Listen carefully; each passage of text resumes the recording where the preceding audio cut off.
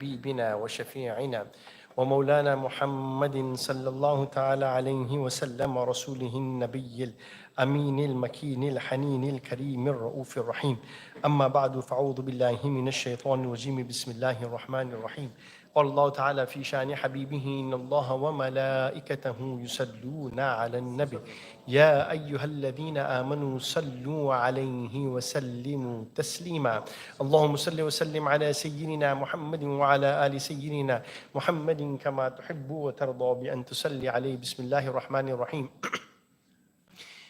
Most respected ulama, my respected elders, brothers and sisters in Islam, Assalamu alaikum wa rahmatullahi ta'ala wa barakatuh. Undoubtedly one of the most beautiful surahs in the Holy Quran in terms of its style, in terms of its beauty, in terms of its rhythm, in terms of the tone, in terms of the themes, and in terms of the repetitions that occur in it, is undoubtedly Surah Ar-Rahman. And if you look at Surah Ar-Rahman, it has fundamentally let's say six fundamental themes. It starts off with Ar-Rahman. It's about Allah subhanahu wa ta'ala, who's the most beneficent, the most merciful.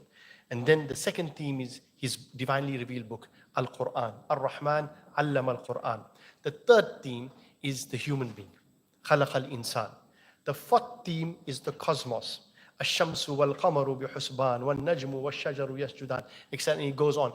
And then the fifth theme goes to the spectacle of the Day of Judgment. So you're literally talking about the creation of man, the creation of the universe, and then you're talking about the destruction of the universe itself. And thereafter, Allah subhanahu wa ta'ala then goes on to the life of the hereafter. And Allah subhanahu wa ta'ala then discusses the experience of the people of heaven.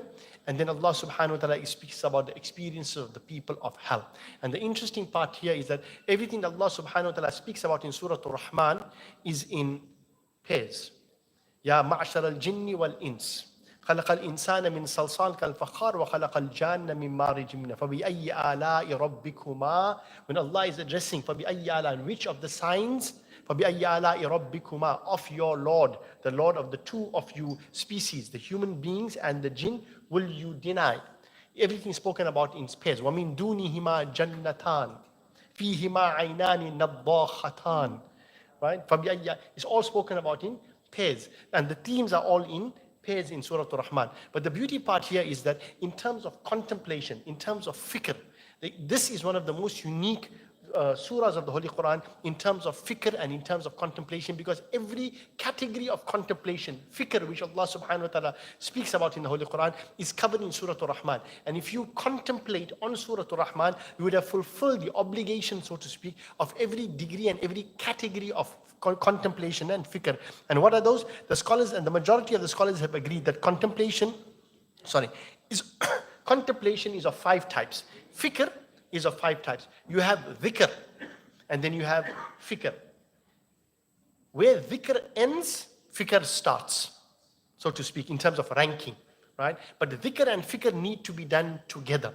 Therefore, Allah subhanahu wa ta'ala says, Inna fi khalqi samawat wal ard waqtilafi al-layli wal nahari la'ayatin li ulil albab. Verily, in the creation of the heavens and the earth and the alternation of night and day, or if you translate it, verily in the creation of the heavens and the earth in terms of the creation of space and night and day, time, right, are signs for people who are the people of lub, the ulul albab, the people of the purveyors of the intellect, who alladhina yadhkuruna Allah qiyaman wa qu'udan wa ala junub, those who remember Allah sitting, standing, and on the sides and so on. Wa yatafakkaruna fi khalqis samawati wal ard, and they contemplate upon the creation of the heavens and the universe, and they come to a conclusion, Rabbana ma khalaqta hadha batila, you have not created this in vain, subhanaka faqina adhab an-nar. So very quickly, contemplation is of five things. Number one, contemplating Allah subhanahu wa ta'ala signs, the alternation of night and day, the creation of the heavens and the earth, right? Ash-shamsu wal-qamaru bi-husban, wal-najmu wal-shajaru yasjudan. All of these are signs of Allah subhanahu wa ta'ala, whether it is the animal kingdom, whether it is the trees, whether it's the mineral kingdom, etc., etc. And contemplating Allah subhanahu wa ta'ala's signs results in affirming the oneness of Allah, affirming the oneness of Allah, because you will come to realize there's only one creator of this entire cosmos. So that's the first degree of contemplation. The second one is contemplating Allah subhanahu wa ta'ala's blessings. And when you contemplate Allah subhanahu wa ta'ala's blessing, which of the favors of your Lord will you deny? When you start contemplating the innumerable blessings of Allah subhanahu wa ta'ala, the result of it is loving Allah. And then the third level of contemplation, contemplating Allah subhanahu wa ta'ala's promise of reward and punishment in the hereafter. Reward and paradise for the good doers, and punishment and hell for the evil doers, results in you creating a desire to do good. Okay? And then contemplating Allah subhanahu wa ta'ala's punishment results in in you having fear and awe of Him.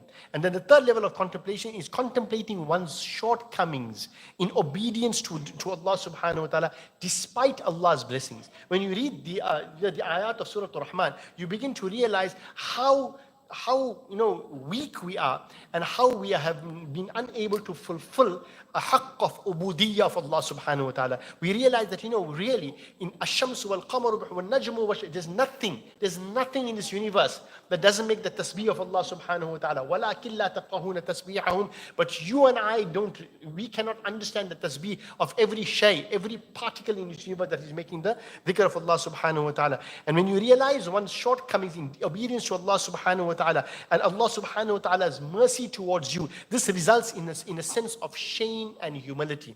So contemplation is firstly for Allah subhanahu wa ta'ala's signs, which results in His tawheed. The second one is in Allah subhanahu wa ta'ala's blessings, resulting in loving Allah. The third type of contemplation is remembering Allah subhanahu wa ta'ala's promise of reward for the people who do good and paradise. And the third one is a contemplation of Allah subhanahu wa ta'ala's punishment and His uqub, and that will result in fear of Him. And contemplating one's own shortcomings in obedience to Him results in humility and awe. These are the things we should do. Now, I want to ask you a question. How many فَبِأَيِّ آلَاءِ رَبِّكُمَا تُكَذِّبَانَ are in Surah Ar-Rahman? Jay? Why is it 33, Dawud? That's the question. 33. Why 33? I won't tell you tomorrow.